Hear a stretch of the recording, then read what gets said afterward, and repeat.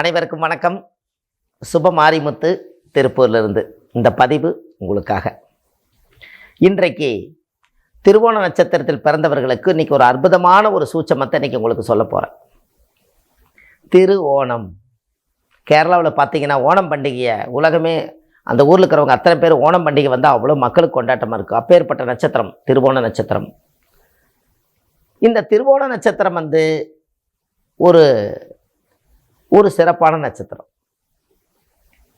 இந்த நட்சத்திரத்தினுடைய ராசி பார்த்தீங்கன்னா மகர ராசியில் பிறந்திருப்பாங்க.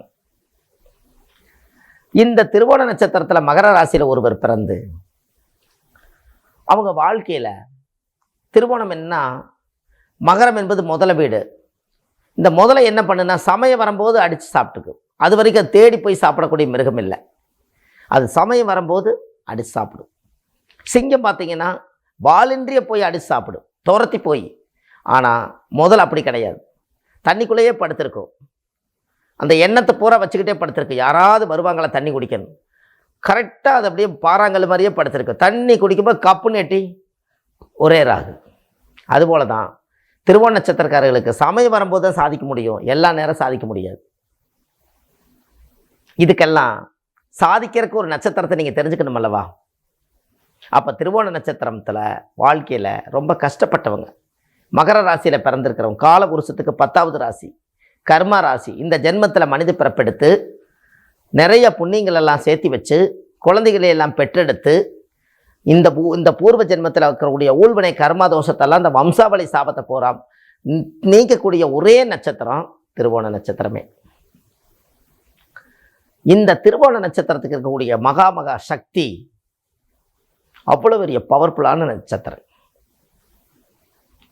அப்போ தெய்வத்தினுடைய அனுகிரகங்கள் வாழ்க்கையில் ஒரு மிகப்பெரிய லெவலில் அமைப்பு வரணும். அப்படின்னா எல்லா விஷயத்தையும் நம்ம தெரிஞ்சுக்கணும் அல்லவா? அப்போ இந்த திருவோண நட்சத்திரக்காரர்களுக்கு அவங்களுடைய வாழ்க்கையில் தெரிஞ்சுக்க வேண்டிய நட்சத்திரம் திருவோண நட்சத்திரத்தில் ஒருத்தர் பிறந்துட்டாங்கன்னா எந்த நட்சத்திரக்காரர் பிடிச்சா அவங்க வாழ்க்கை நல்லா இருக்கும் அப்படின்னா இந்த திருவோண நட்சத்திரக்காரர்களுக்கு ரேவதி நட்சத்திரக்கார் தான் தெய்வ அனுகூல நட்சத்திரம். தெய்வ அனுகூல நட்சத்திரம் எது? ரேவதி நட்சத்திரம். இந்த ரேவதி நட்சத்திரக்கார மட்டும் அவங்க வாழ்க்கையில் பக்கபலமாக நட்பாக அவங்க வச்சுட்டாங்கன்னா, தெய்வ அனுகூலமாக அவங்கள பார்த்துட்டாங்கன்னா அவங்க அன்னைக்கே அவங்க பெரியாள் தான். இந்த நட்சத்திரக்காரர் மட்டும் இப்போ ஒரு வீட்டு வேலைக்கு ஒரு பெண்ணு வர்றாங்க, அவங்க பார்த்தா பாத்திரம் விளக்குற மாதிரி தான் தெரியும். ஒரு சின்ன சம்பளம் வாங்கிட்டு இருக்கிற வீடெல்லாம் தொடச்சி விட்டுட்டு பாத்திரமெல்லாம் கழுவி வச்சுட்டு கமுத்தி வச்சுட்டு அவங்க போயிடுவாங்க. இதுதான் வீட்டு வேலைக்கு வரவங்களுக்கு உண்டான மரியாதை கொடுப்பாங்க. சாப்பாடு இங்கே இருக்கிறது என்ன இருக்கோ அதை எடுத்து இந்த அம்மா சாப்பிடு, இந்த 2 பழம் சாப்பிடு, 2 கொய்யாப்பழம் சாப்பிடுன்னு கொடுப்பாங்க. அந்த வேலைக்கு வரக்கூடிய அம்மா திருவோண நட்சத்திரத்துக்கு அந்த அம்மா ரேவதி நட்சத்திரமாக இருக்குதுன்னு வச்சுக்கோங்க. அந்த அம்மா எப்பெல்லாம் வீட்டுக்குள்ளே போகுதோ அப்போல்லாம் வீடு நிம்மதியாக இருக்கும். ஆனால் அவங்க வர்றது வீட்டு வேலைக்கு தான். அந்த தெய்வம் வீட்டுக்குள்ளே வந்துட்டு போதுங்கன்னு அவங்கள 20 வருஷத்துக்கு 30 வருஷத்துக்கு நீங்கள் பக்கவளமாக வச்சுக்கிட்டீங்கன்னா நோய் இல்லாமல் முதல் வாழலாம். தெய்வ அனுகூல நட்சத்திரமே கதவை திறந்து உள்ளே வருதுங்கும் போது தெய்வம் ஏது கோயிலில் இங்கே தானே இருக்குது. அப்போ உங்களுடைய நட்சத்திரத்துக்கு தெய்வம் கோவில் இல்லை, உங்கள் வீட்டில் இருக்கு. அந்த காலத்தில் ஒன்று சொல்லுவாங்க, பார்த்துருக்கீங்களா? தாய் என்ற ஒரு தெய்வம் வீட்டோட இருக்கு, நீ தனித்தனியாக கோயில் களம் அலைவதும் எதற்கு? உன் அம்மாவின் பாதத்தில் கற்பூரம் கொளுத்து, உன் ஆனந்த கண்ணீரில் அபிஷேகம் நடத்துன்னு. எல்லாமே தாய்க்கு முக்கியத்துவம் கொடுத்து நட்சத்திரமே கிடைக்கல தாயை தொட்டு வணங்கிட்டு போவாங்க. அதே போல தான் உங்களுக்கு ரேவதி நட்சத்திரம் பெற்ற தாய் நட்சத்திரம் அது. அந்த நட்சத்திரம் மட்டும் கிடச்சிட்டா அவங்கள பகைச்சிக்காதீங்க, அவங்கள அடிக்காதீங்க, அவங்கள துன்புறுத்தாதீங்க, அவங்கள வருத்தெடுக்காதீங்க, அவங்கள கஷ்டத்தை கொடுக்காதீங்க, எதுவுமே வேண்டாம். அந்த நட்சத்திரக்கார் நம்மளை பார்த்துட்டு இருந்தாலே போதும், அவ்வளோ ஒரு சந்தோஷம் சிறப்பும் இருக்கு. அப்போ உங்கள் வாழ்க்கையில் நீங்கள் நிறைய தெரிஞ்சுக்கணும் அல்லவா? இதெல்லாம் பரம ரகசியம். முன்னோர்கள் அந்த காலத்தில் பழைய கால ஓலைச்சுவடியிலெல்லாம் தெரிஞ்ச அளவுக்கு ஜோதிடத்தை நூலாதாரத்தை நிறைய கண்டுபிடிச்சி வச்சுட்டு போனாங்க. இன்றைக்கி அதுதானே இன்றைக்கி தமிழாக்கி மணி இன்றைக்கி நூலாக வெளியே வருது. அப்போ அந்த காலத்தில் முன்னோர்கள் எல்லாம் ப்ரெஸ் இல்லாத காலத்தில், அச்சடிக்காத காலத்தில் எல்லாமே பனை ஓலையில் மூலாதாரமாக பண்ணி வச்சுருக்காங்க.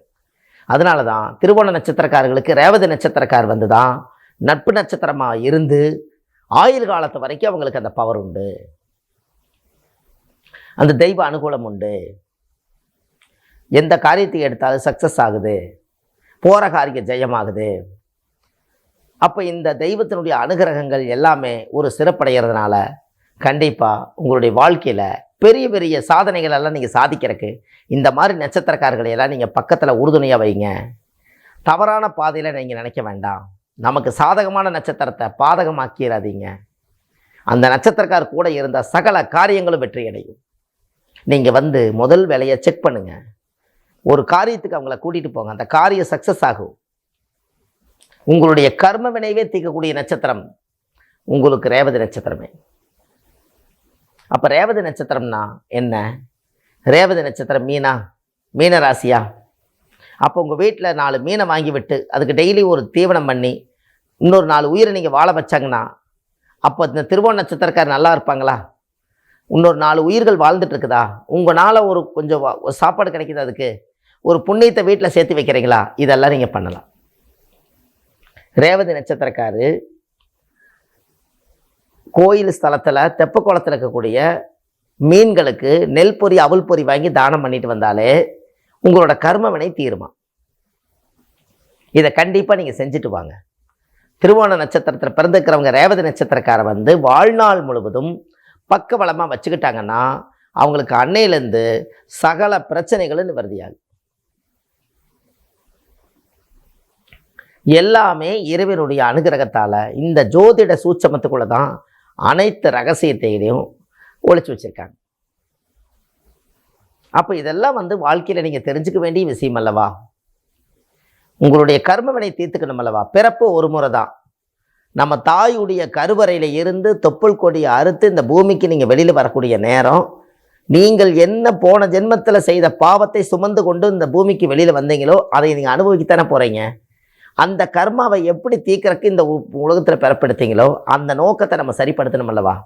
அதுக்காகத்தான் புண்ணியம் செய்வதற்கே புண்ணியம் செய்திருக்க வேண்டும். அப்படின்னு என்ன? புண்ணியம் நீங்கள் செஞ்சுருந்தா தான், புண்ணியம் வந்து முன்னோர்கள் செஞ்சு வச்சுருந்தா, ஒரு சாப்பாடு வாங்கி ஒரு ஏழை கொண்டு போய் கொடுக்குறீங்க, அவர் வாங்க மாட்டேங்கிறாரு. அப்போ நீங்கள் புண்ணியம் பண்ணியிருந்தா தானே அது கிடைக்கும். அதை புண்ணியம் செய்வதற்கே புண்ணியம் செய்திருக்க வேண்டும். அப்போ இதெல்லாம் வாழ்க்கையில் நீங்கள் தெரிஞ்சுக்க வேண்டிய விஷயம்.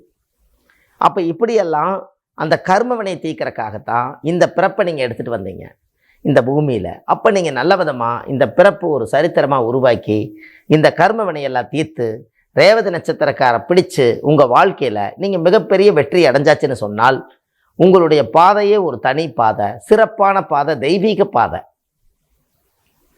இதெல்லாம் நீங்கள் பண்ணிட்டு வந்தீங்கன்னா உங்களுடைய குடும்ப வாழ்க்கை ரொம்ப நல்லாயிருக்கும். எடுத்த காரியங்கள் ஜெயமடையும், போகிற காரியம் சித்தியாகும், சித்தர்களே கூட வருவாங்க. இந்த நட்சத்திரத்துக்கு இந்த யோகமே ஒரு சிறப்பான யோகம். திருவோண நட்சத்திரக்காரர்களுக்கு மிக மிக மிக மிக சிறப்பான யோகம் இந்த யோகம்தான். அதனால் ரேவதி நட்சத்திரக்காரர் நல்லா கெட்டியாக பிடித்து தெய்வமாக்கி நம்ம சபையில் உட்கார வச்சு ஒவ்வொரு காரியத்தை நீங்கள் சாதிச்சுக்குங்க. உங்களுடைய காரியம் மிக மிக மிக மிக அசுர வளர்ச்சி கொண்டு போகும். இது எல்லாம் இந்த ரகசியத்தை இன்றைக்கி நான் உங்களுக்கு கொடுத்துருக்கேன். இன்னமும் அடுத்த பதிவில் நான் சந்திக்கிறேன். வாழ்க்கையில் வாழ்வது ஒரு முறை, வாழ்த்தட்டம் தலைமுறை. சுபமாரிமுத்து. நன்றி, வணக்கம்.